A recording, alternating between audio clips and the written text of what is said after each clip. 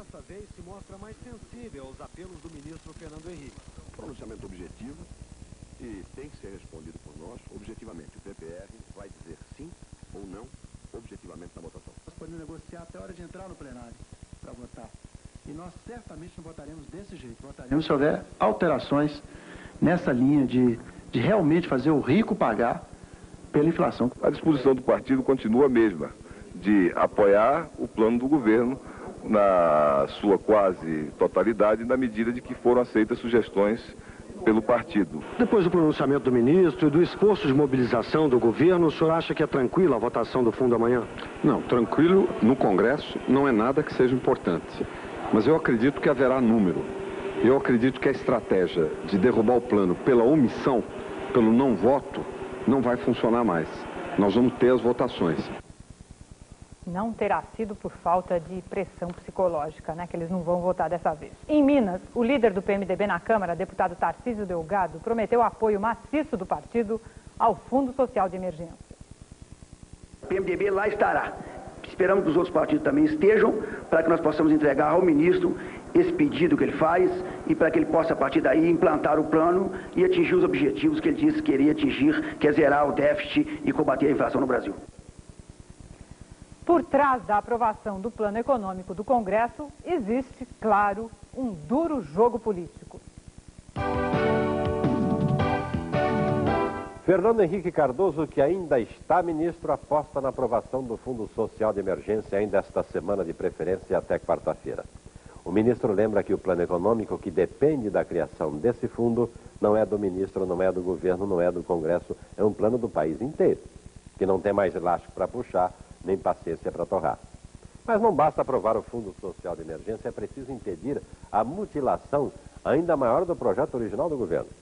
Raposas políticas continuam sustentando que não pretendem assinar um cheque em branco em nome do presidenciável Fernando Henrique Cardoso. Quer dizer, para certos políticos de carreira, o que está em jogo não é a estabilização da economia, nem a estabilização da democracia.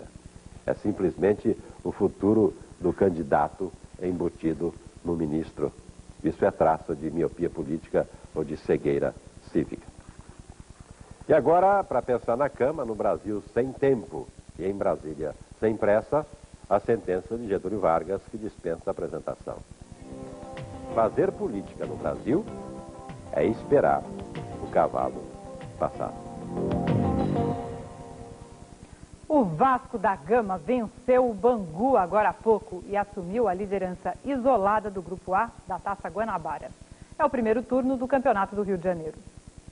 O jogo foi no estádio de São Januário. O único gol da partida aconteceu ainda no primeiro tempo. Depois do cruzamento da esquerda, a defesa do Bangu falha e Denner chuta para fazer Vasco 1, Bangu 0, placar final. A Polícia Federal indicia 9 pessoas na CPI do apito, aquela que investiga e apura a manipulação dos resultados no futebol carioca. Entre os indiciados estão o presidente da Federação do Rio de Janeiro, Eduardo Viana, o vice-presidente do Vasco, Eurico Miranda, e o ex-diretor do Departamento de Árbitros, Wagner Canazarro. A Polícia Federal pediu quebra de sigilo bancário e as 5 últimas declarações de renda de todos os envolvidos no caso. Juca Kfouri, está chegando a moralização, a onda de moralização também no futebol? Pois é, Lilian. Antes tarde do que nunca, né? Antes tarde do que nunca. Você vê que enrolaram, manobraram, conseguiram evitar no primeiro momento a instalação de uma CPI pedida pelo deputado Sérgio Cabral Filho na Assembleia Legislativa do Rio, mas a Polícia Federal não está mesmo para brincadeira. Indiciou 9 e começou pelos peixes graúdos, nada de peixinho não. A pescaria começou no caixa d'água, como era apropriado. Fisgou tubarões, como Eurico Miranda, e se a moda pega, é bom a cartolagem pôr as barbatanas de molho. Porque tem muita gente espalhada por todo o país que não resiste nem a um simples exame nas declarações de renda, que dirá a quebra do sigilo bancário. Seja como for, Lilian, o fato é o seguinte: o futebol brasileiro e o país agradecem por esse gol da Polícia Federal. A operação Pés Limpos começou bem. E fica só no Rio de Janeiro? Eu acho que não, porque aí é aquela coisa que a gente conhece. Bola de neve. É bola de neve. Menos mal. Obrigada, Juca.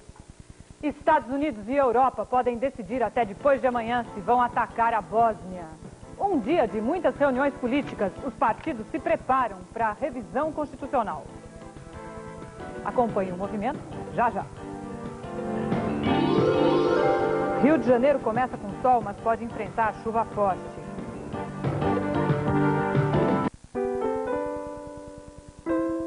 Você sabe o que é a Fundação Bradesco?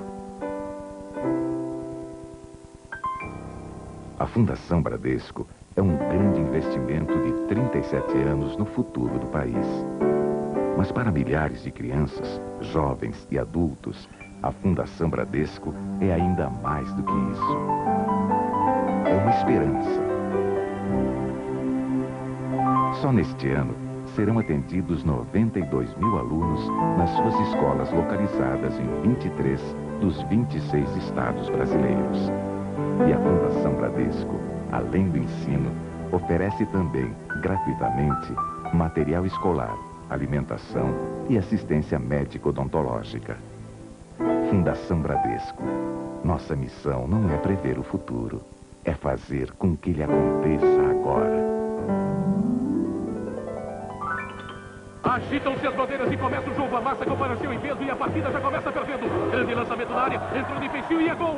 Gol, mas que frango! Depois do sucesso na cozinha, a Quinor vai fazer o maior sucesso na Copa.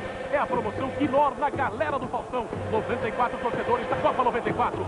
Pegue 2 embalagens de qualquer produto Quinor. Responda, qual é a melhor marca na Copa e na cozinha? Participe, esse é um prato cheio para quem gosta do que é melhor.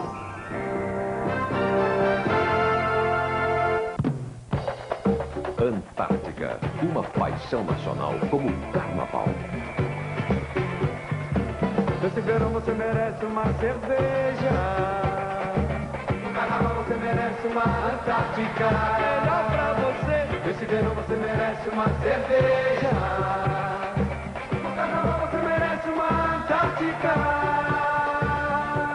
Paixão nacional. Antártica. Concertos internacionais. Vladimir Ashkenazy e a Royal Philharmonic Orchestra. No programa, obras de Tchaikovsky, Ravel e Rachmaninoff. Ashkenazy em Moscou.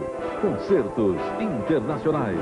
Reapresentação hoje, depois do Jornal da Globo.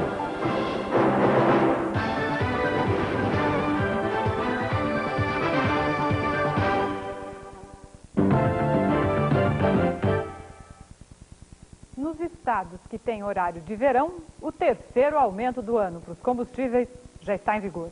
16,5% a partir da meia-noite.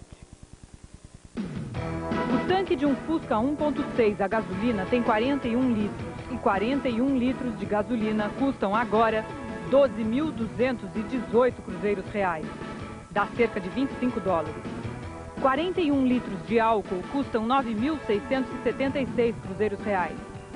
20 dólares ao câmbio de hoje. No Mercedes SL 600 cabem 100 litros de combustível. Tanque cheio de gasolina, nesse caso, já significa despesa de 29.800 cruzeiros reais, o equivalente a 60 dólares. Muitos encontros e reuniões hoje em São Paulo. O objetivo é preparar o terreno para as discussões e votações importantes esta semana em Brasília. As votações da revisão constitucional. O presidente nacional do PMDB, deputado Luiz Henrique, depois de um encontro com o governador de São Paulo, Luiz Antônio Fleury Filho, garantiu que o partido aprova amanhã a emenda que cria o Fundo Social de Emergência. No Palácio dos Bandeirantes, o relator da revisão constitucional, deputado Nelson Jobim, se encontrou com o governador, deputados e líderes sindicais do PMDB. Na pauta, o capítulo trabalhista da Constituição. Em seguida, o deputado Nelson Jobim participou de um debate com lideranças da Força Sindical. A Executiva Nacional do PT e a bancada federal do partido não chegam a um acordo sobre a participação ou não nas votações de emendas na revisão constitucional. Depois do impasse, a decisão ficou adiada para amanhã. A tendência dos dirigentes do PT é liberar a bancada para determinadas votações, mas só depois da definição de uma pauta dos partidos de centro-esquerda. A Executiva Nacional do PFL, partido da Frente Liberal, se reuniu no Rio para discutir a sucessão presidencial. O PSL criou uma comissão de empresários, economistas e publicitários. A comissão vai fazer até o dia 2 de abril um programa de governo para o candidato à presidência do partido. O PSL admite coligações, mas prefere lançar um candidato próprio. Eu acho que nós temos diversos nomes. Quais são? Eu acho que nós temos o governador Antônio Carlos Magalhães, o governador Wilson Klein-Ubin, o senador Marco Maciel e tantos ilustres parlamentares que honram a nossa bancada. O fundo de emergência é só o começo. Os desafios da revisão constitucional mal começaram. Alexandre Garcia. Depois de aprovada a emenda do Fundo Social de Emergência, a previsão é de que deslanche a revisão constitucional, porque se elimina a divisão entre revisão e governo. Aí, os obstáculos da revisão passam a ser os corporativismos, que, aliás, têm um inimigo comum: os eleitores, os contribuintes, os usuários dos serviços do Estado e os consumidores em geral, porque são esses que pagam os custos do corporativismo. O governador de Santa Catarina, Wilson Klein-Ubin, que está em Brasília, disse há pouco que a Assembleia do Estado dele é um exemplo disso. Cortar despesa não passa. Aprovar despesa passa até aumentando a despesa. O governador disse que se não forem corrigidos os erros com a revisão da Constituição, qualquer candidato a presidente da República vai contar mentira, porque vai dizer que vai resolver os problemas, mas com esta Constituição não vai resolver. A gente já viu esse filme antes, né? Os Estados Unidos e os aliados europeus decidem na quarta-feira sobre um possível ataque aéreo à Bósnia. Uma ação para tentar romper o cerco à capital, Sarajevo. Hoje foram enterradas algumas das vítimas do ataque de artilharia ao mercado central da cidade. Mais de 60 pessoas morreram e quase 200 ficaram feridas. Os sérvios, acusados pelo ataque, já aceitam negociar um acordo de paz em separado só para Sarajevo. Paulo Francis, dá para ver uma luz no fim do túnel? Será que toda essa agonia em Sarajevo pode ter um final de paz? Não, Lília, não vai haver solução conciliatória alguma.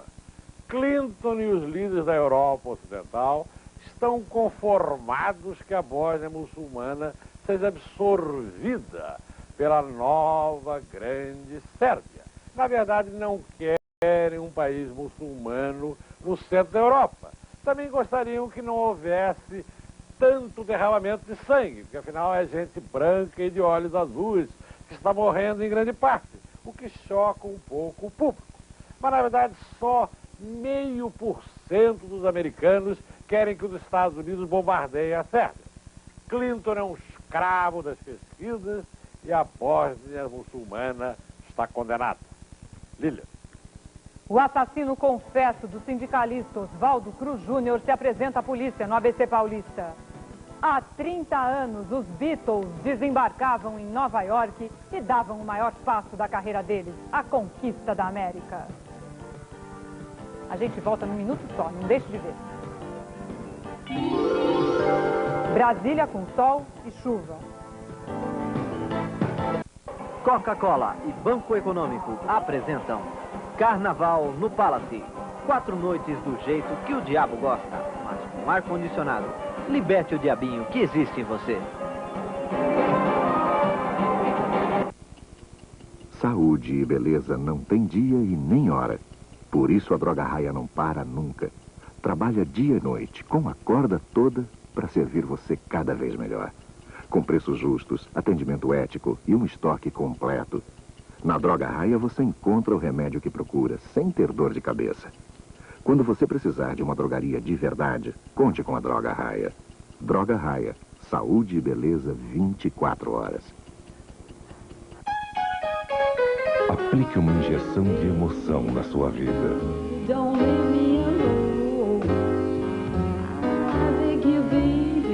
Renault 21 TXi. Potência, robustez e qualidade. Renault 21 TXi, o verdadeiro prazer de dirigir.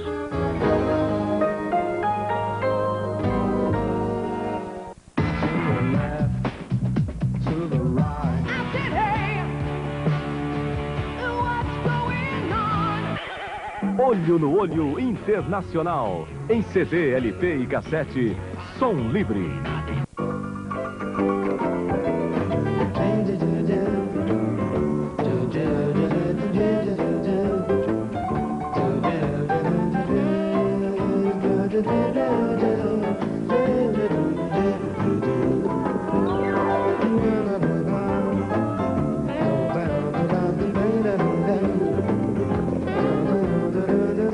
Sinta-se e bem comolico. Dustin Hoffman, Warren Beatty. Dois músicos na pior que acabaram se metendo numa encrenca das Arábias. Estão tentando matar a gente!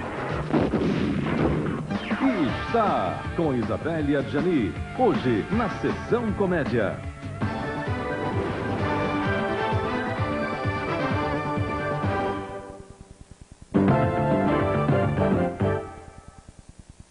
A justiça ouviu agora à noite José Benedito de Souza, o Zezé, assassino confesso do sindicalista Oswaldo Cruz Júnior. Ele prestou depoimento no Fórum de Santo André depois de fugir durante 52 dias da justiça. Zezé falou a portas fechadas, das 8 às 10 horas da noite. Ele foi ouvido pelo promotor Marcelo Milani e pelo delegado de Santo André, doutor Fernão de Oliveira. Zezé entrou no fórum pela garagem acompanhado por 2 advogados. Foi montado um forte esquema policial para garantir tranquilidade durante o depoimento. Depois de 2 horas, Zezé saiu num carro da polícia com vidros escuros. E como ontem terminou o prazo para a prisão temporária, Zezé vai responder o processo em liberdade. Há 30 anos, os Beatles chegavam à América com muita pretensão. Um dos rapazes ingleses, John Lennon, declarou ao desembarcar que era mais famoso que Jesus Cristo. Foi um escândalo, um dos vários que os Beatles provocaram na primeira excursão que fizeram aos Estados Unidos. Fazia pouco tempo que o aeroporto tinha passado a se chamar Kennedy. A Panam ainda existia. Eles eram mesmo tão surpreendentes quanto aquela multidão de jovens achava que eles eram. A música preferida? Feliz Natal. Claro que eles adoravam Elvis. John até imita Elvis. O que significa Beatles? É um nome como qualquer outro. Como o sapato, diz John. É, diz Paul. O nosso grupo podia ser os Sapatos. A América estava descobrindo os Beatles e nunca mais a América e os Beatles seriam os mesmos. Ladies and gentlemen, the Beatles! Eles tinham sido contratados pelo show de maior audiência da televisão americana. Naquela noite, foram vistos por mais de 70 milhões de pessoas. Foi nesse show, 50 mil jovens lutaram por um ingresso no teatro de 700 lugares. Foi aí que os Beatles invadiram a América. Eles ficaram uma semana no Hotel Plaza. Ocuparam a metade do 12º andar e nessa suíte, 1235, eles se encontravam todas as manhãs. Hoje, é uma suíte com uma diária de $650. Quando os americanos estavam mais apaixonados pelos Beatles, mais o país parecia tomado pelo fantasma da Guerra do Vietnã. O FBI tentou expulsar John Lennon dos Estados Unidos porque o presidente Richard Nixon achava que ele torcia pelo Vietnã. Elvis Presley disse ao presidente Nixon que os Beatles eram o que havia de mais anti-americano. 30 anos depois, não faz a menor diferença se o presidente Nixon está vivo ou se está morto. Semana passada, os Estados Unidos restabeleceram relações comerciais com o Vietnã. E a essa altura, o que interessa se o Elvis Presley era dedo duro ou não? O que importa é que para muita gente, os Beatles ainda estão vivos e ali, no 12º andar. Mês passado, quando o nome de John Lennon passou a fazer parte do panteão do rock and roll, Paul e Yoko Ono fizeram as pazes e anunciaram que os Beatles vão voltar a gravar.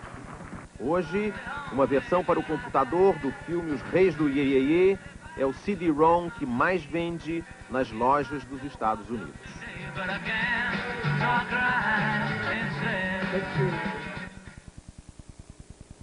E a meninada está toda apaixonada ainda pelos Beatles, né? Uma boa noite para você e até amanhã. Assista agora Concertos Internacionais e logo depois Star Sessão Comédia.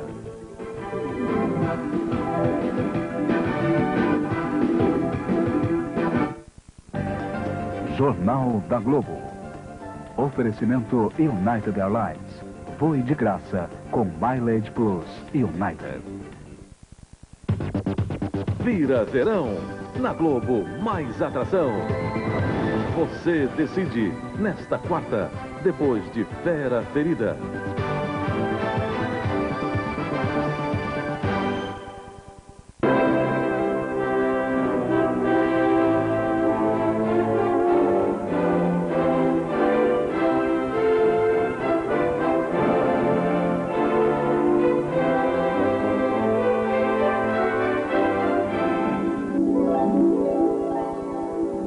Boa noite. Concertos Internacionais apresenta hoje 3 momentos do espetáculo que marcou a volta de Vladimir Ashkenazy à sua pátria. Em 1963, Ashkenazy, jovem pianista russo, após vencer de maneira brilhante o concurso Tchaikovsky, parte para o exterior em busca de novos triunfos. Foram 26 anos longe da União Soviética. Em novembro de 1989, consagrado, famoso, regente da Royal Philharmonic Orchestra, Ashkenazy volta a Moscou para apresentar-se no grande auditório do Conservatório de Música, onde estudou. Veremos de Rachmaninoff o concerto número 2, de Ravel, a suíte número 2 de Daphne Zecloé, e de Tchaikovsky, a Valsa das Flores. Iniciamos com os 3 movimentos do concerto número 2 em Dó menor, de Sergei Rachmaninoff. Moderato, Adagio sostenuto e Allegro scherzando. O solista é outro vencedor do concurso Tchaikovsky, Andrei Gavrilov.